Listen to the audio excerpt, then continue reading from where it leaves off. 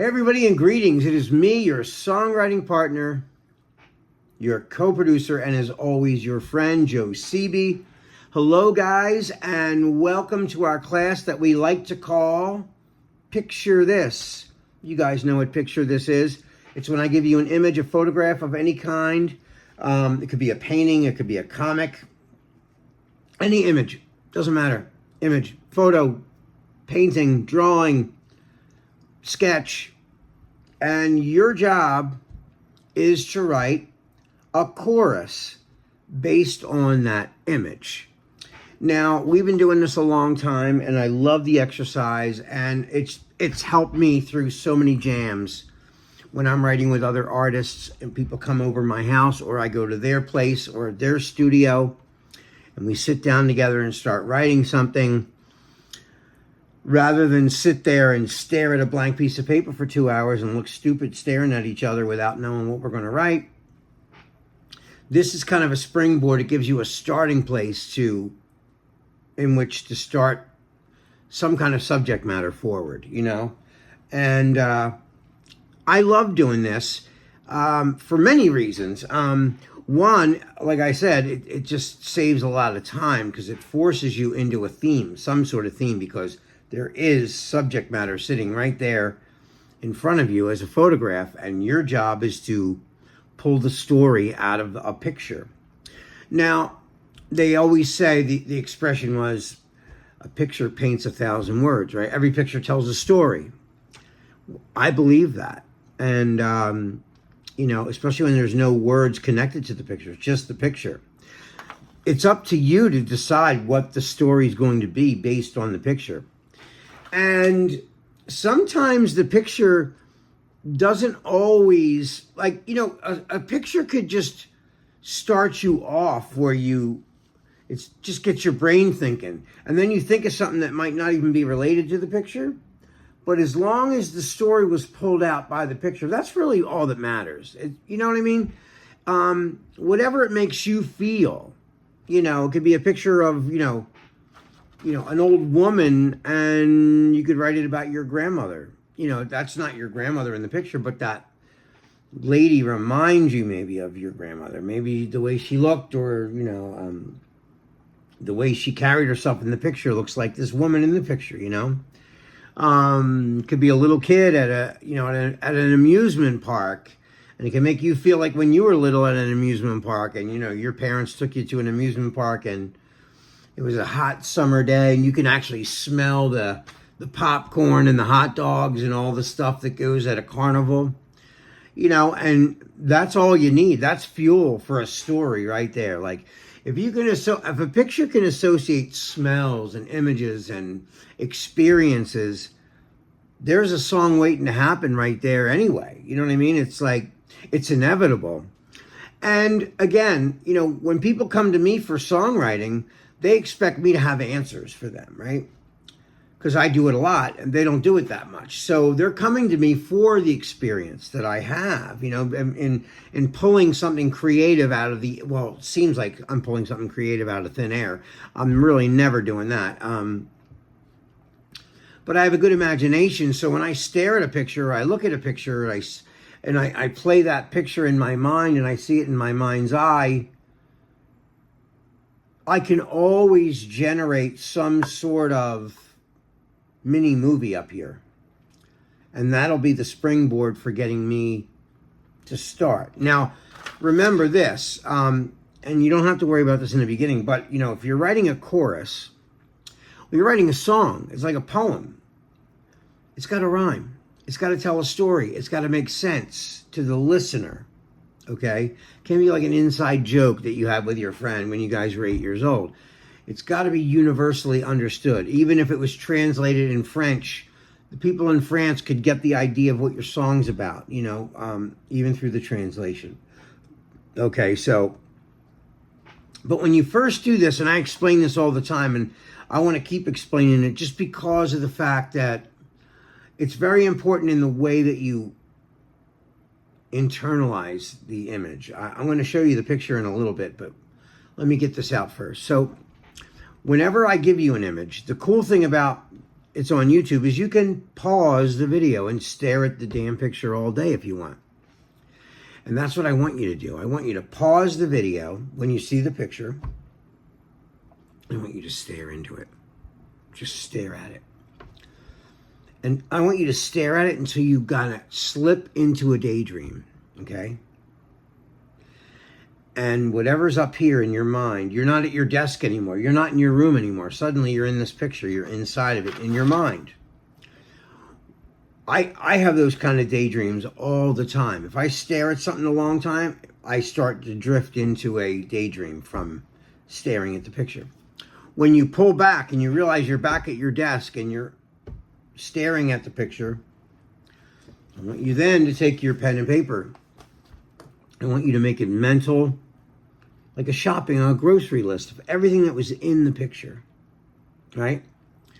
It was outside, it was clouds, it was sunny. There was a bird in the far left corner. You could see a bird flying.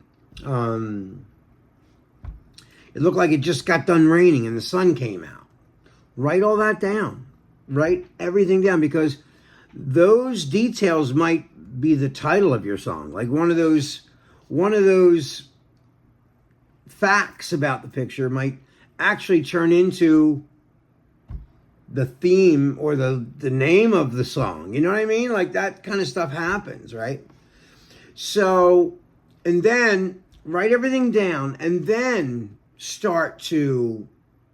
write down what you saw in your daydream, because the answer could be there too, okay? So not only write down the detailed things that you recognize in the picture, but also write down your daydream, okay? And then when you write down your daydream, whatever happened there, write it down. Then start to come up with ways to rhyme it and make it, catchy, But it's got to be catchy. It's a chorus, right? And it's got to repeat things, A chorus is a line that gets repeated over and over and over in a song, right? So, that's an important factor in this when you're writing a chorus based on an image, right? Well, even when you're writing a chorus without an image, you're just writing a chorus. It's got to be catchy, fun to sing. It's got to rhyme, and it's got to tell some sort of a story, okay? And then start to rhyme things. Once you get everything established, like I said, the details of the photo, the details of your daydream, then get another piece of paper and, look at both of your sheets of paper. Look at the details, the hard facts about the picture, then stare at the daydream story that you wrote down, and then a third piece of paper to start the rhyming process and the actual writing of your chorus, okay? This is not an easy exercise for some, and it's new for some people, and I don't expect you to be great the first time out, I don't expect you to write a #1 hit song your first time out. Just try the exercise. Don't just sit there and say, I can't do it, I don't know how. That's an excuse. Write whatever you see. And remember, there's no wrong way to do this. I tell you guys this all the time. There's no wrong way. Whatever you create in your mind, this is your world. You're the president and the boss of this world, okay? Because you've created this world up here. No one can tell you what's right or wrong. You're the boss. So there is no wrong, okay? The only rules, like I said, is it's got to rhyme. It's got to tell a story. It's got to make sense. And that's it. So without further ado, I'm going to show you the photograph that I picked. I went through a bunch today, and this one, for some reason, it just stuck out to me. So without further ado, here's the photo.